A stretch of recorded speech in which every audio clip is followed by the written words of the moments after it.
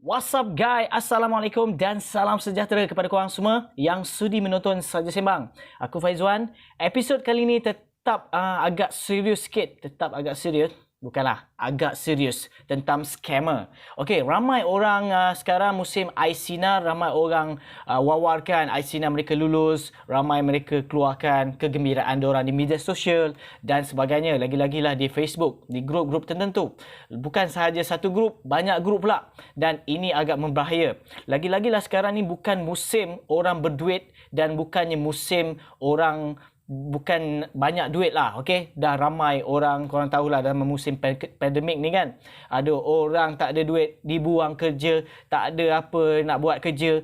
Sebab itulah bahayanya kita kalau nak sharekan sesuatu benda yang kita tidak sepatutnya kita share.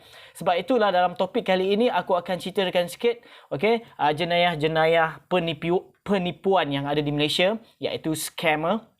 Okey, yang mana sedikit sebanyak boleh memberi info dan maklumat tentang perkara ini dan korang boleh alert lah, okey, persekitaran korang apa yang berlaku sekarang.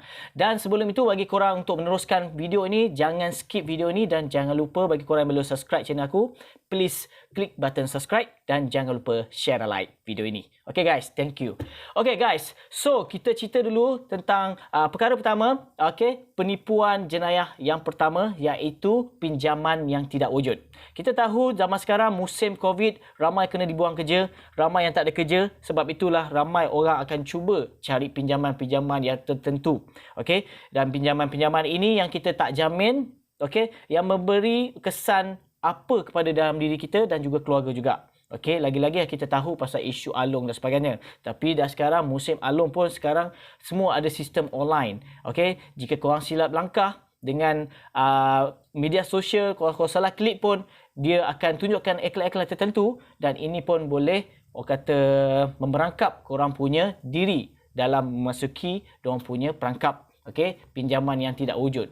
Okey, tak tahu macam mana, tapi so kena berhati-hatilah.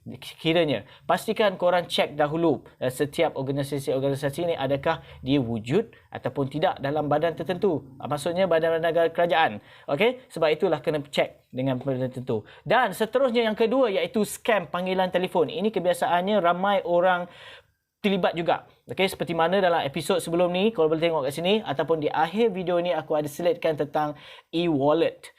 Yang mana orang kata korang nak claim RM50 ada waktu tu, kau claim RM30 dan kau perlu isi. Dan sebenarnya e-wallet ni di aplikasi ataupun developer memang diorang sekarang memang nak ambil data-data korang. Dan di situlah diorang boleh survive dengan menjual data-data ni dengan organisasi-organisasi tertentu.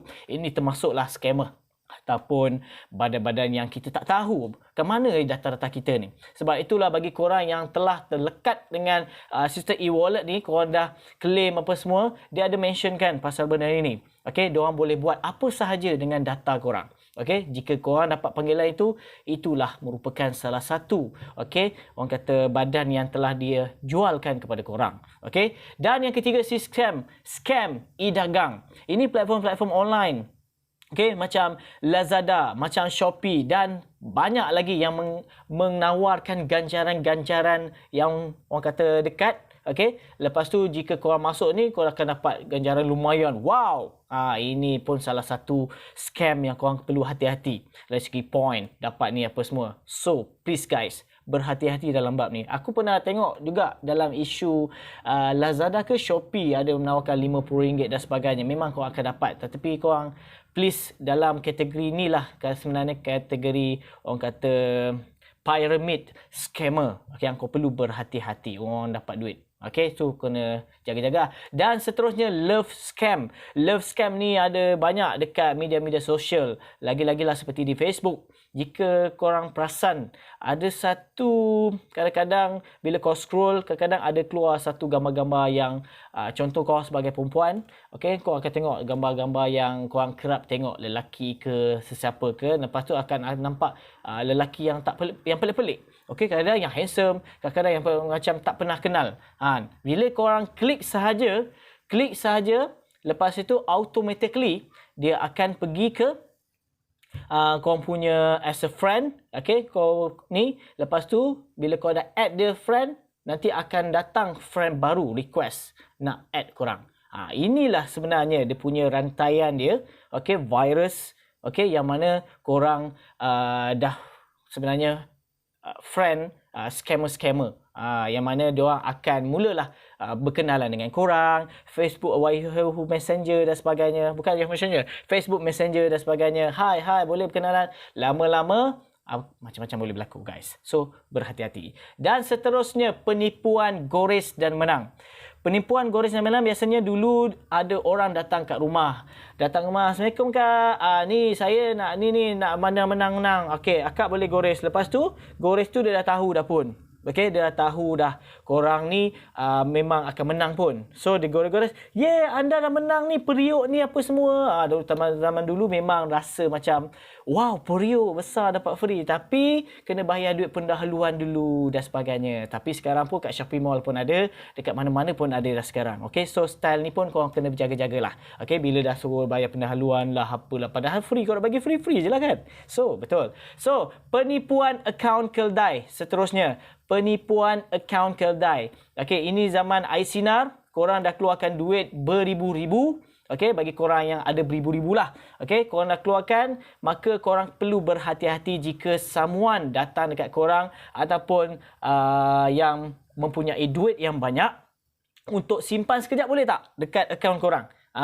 Ini tak boleh. Jangan percaya sekali. Sebab apa? Walaupun akaun bank korang tak aktif, maka korang jangan sewenang-wenangnya pinjam akaun bank korang. Ini penting, guys. Contohlah, korang pernah dengar keldai dadah. Bagaimana? Walaupun korang bawa beg dan dia dapat tahu itu bukan beg korang, just bawa aja, tetapi atas register nama korang register beg tersebut, maka korang akan dipersalahkan juga. Dia sama juga dengan ni. So, berbahaya. Duit tu tak tahu datang dari mana. Sebab itulah dalam proses kita nak buat sesuatu benda, contoh macam diaudit oleh pihak-pihak tertentu, bila didapati ada kesalahan, tengok ada masuk dalam akaun kau. So, maksudnya korang ni pun terlibat sama. Itu yang bahaya, guys. Okay? Dan seterusnya, scam SMS. Ini kebanyakan kita pun mudah dapat. Lagi-lagi lah iSinar punya kata SMS yang mengatakan korang perlu ni contact nombor ni sebagainya. Okey, itu yang korang perlu jaga-jaga. Lagi-lagi lah ada link kat situ. Lepas tu kau klik untuk korang buat update kemaskini dan sebagainya. So, berhati-hati, guys. Seterusnya, penipuan wasiat pun ada juga. Ini melibat ramai orang nak meninggal dunia, ramai orang yang nak kata macam diri dia sebagai peguam lah. Okey, ni kononnya korang ni dia dah tengok diorang punya data. Okey, korang ada sekian ayah yang telah meninggal dunia, telah ada tanah-tanah dan sebagainya. Time tu lah dia akan datang ke korang sebagai peguam. Okey, inilah wasiat-wasiat tertentu. Lepas tu kau perlu sign dan sebagainya. Lepas tu macam-macam boleh terjadi. So, kena berhati-hati, guys. Okey, dan seterusnya yang terakhir iaitu produk pelaburan tidak sah. Ini aku ada maklumkan sebelum ini pun dalam statement aku tentang white collar crime. Okey, isu tu, okey, yang mana pelaburan yang tak sah pun biasanya kita tahu. Okey, banyak orang kata orang nak shortcut, nak berjaya dapat duit banyak dan sebagainya. Sebab itu pun perlu berhati-hati, guys. So, begitulah sedikit sebanyak perkongsian aku dalam dunia scammer. Okay, yang mana boleh membantu korang tahu pasal info pasal benda ni. Okay, supaya kita tak terjebak dalam penipuan yang semakin lama semakin besar. Okay, lagi-lagi lah di Malaysia dan juga di online, especially worldwide. So, sebab itulah korang perlu hati-hati menggunakan sebarang aplikasi yang korang download, especially. Okay, sebab apa? Dia tahu, scammer pun tahu kebanyakan kita banyak menggunakan handphone, kita banyak menggunakan mobile, maka ramai orang, ramai developer yang jahat ni, dia akan buat fake aplikasi. Okay, dan juga dia akan try masukkan dalam iklan-iklan tertentu yang membuatkan korang akan klik sesuatu benda, boleh dia orang access kepada korang punya mobile. Itu pun sebenarnya bahaya. Nak cerita panjang tak guna, sebab apa? Ini realitinya yang sedang berlaku, guys. So, jangan lupa bagi korang yang belum subscribe channel aku Saja Sembang, please subscribe channel aku dan jangan lupa share dan like video ini jika video ini memberi manfaat kepada korang dan juga keluarga korang ataupun rakan-rakan korang juga. Okay, aku Faizwan. Assalamualaikum.